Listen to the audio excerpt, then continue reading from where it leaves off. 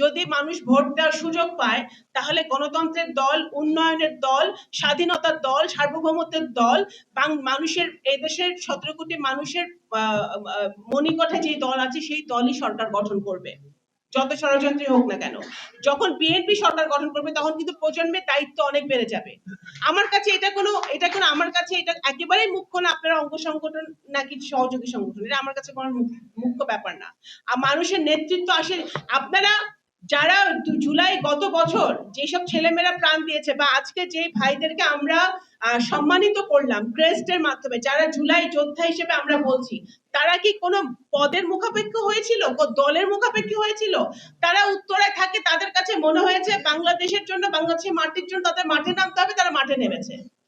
তাদের নেতৃত্ব তারা নিজেরাই দিয়েছে এবং সেই হিসেবে তারা নেতা হয়েছে।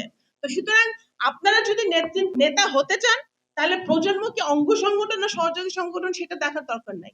নিজেরা নিজেদের জেলায় উপজেলায় নিজের গণ্ডির মধ্যে আপনারা বিকশিত হন, মানুষের পাশে থাকেন, মানুষই আপনাদেরকে বেছে নিবে নেতা বানানোর জন্য, সেটা আপনাদের মনে রাখতে হবে।